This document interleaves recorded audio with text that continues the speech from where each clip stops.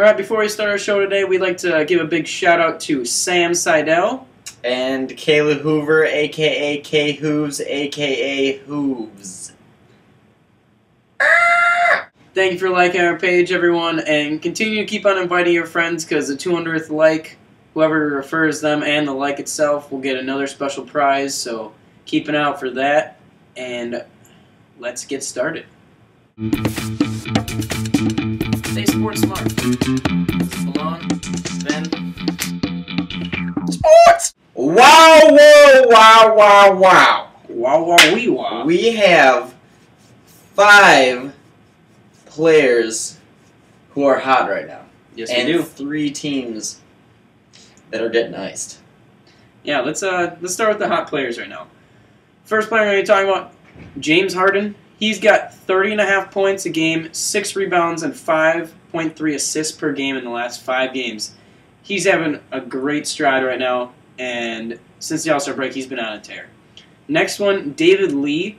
He has 19.2 points, 13.4 rebounds in his last 5 games. He's been getting double-doubles like crazy. And Russell Westbrook, he's a pretty big player already, but he's been doing very well. He's actually been probably doing better than Durant lately. He's got 27.2 points, 5.2 rebounds, and 7 assists per game. Our fourth player we have is Deron Williams. He's got 20.3 points, 2.8 rebounds, and 8.5 assists per game for the last 5 games. And our last one of my favorite players because he's on the Bucks, Monta Ellis. He's got 19.4 points per game, 5.4 rebounds, and 7.2 assists per game. He's been getting a large load of the playing time here over Brandon Jennings lately with the scoring and with the assists. All right, let's move over to the cold teams. What do you think, Ben? What do you get? Well, I got 3 teams in specific that have not been playing very well lately, and they're actually all playoff potential teams right now. First one I'm going to talk about is the Bucks. Even though Monta Ellis has been doing pretty well lately, the Bucks are 2-8 in their last 10 and have dropped down to the 8th seed. And luckily for them, the next team I'm going to be talking about is the 76ers, who are the 9th seed. They've dropped 5 straight, and if they could have, pulled out a few wins there, they could easily have caught up to the Bucks. They're still sitting 4 games behind the Bucks right now for the 8th spot. And my last team is in the West. Portland Trailblazers are 3-7 in their last 10, and they've dropped down to the 10th spot in the West. They need to pick their game back up if they have any aspirations of making the playoffs. So speaking of cold teams, Matt, let's talk about some teams that play on the cold ice. That is the NHL. What do we got? In NHL news right now, the Blackhawks squeaked out a win on Monday. It was 3-2 in overtime.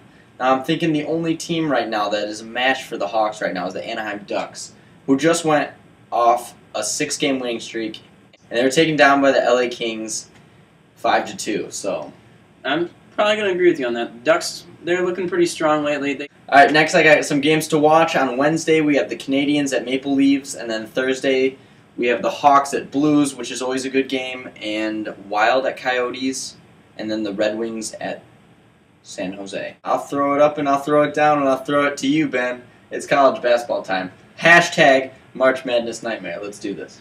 Like Matt said, this is a nightmare this year for March Madness. 2 top 20 teams go down tonight. Number 1 Indiana loses 77-73 to unranked Minnesota, and number 19 Memphis loses 64-62 to unranked Xavier. And they both lost their 4th game of the season.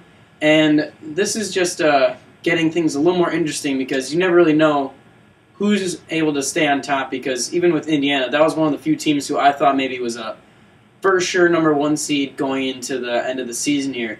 I still have them as one of my top seeds. My 4 number 1 seeds right now are Kansas, Indiana, Duke, and Michigan. I still have Indiana in there right now because they're still probably one of the top teams, but they could easily fall out if they get another loss to another team during the regular season, or if they don't do too well in the Big Ten Conference Tournament.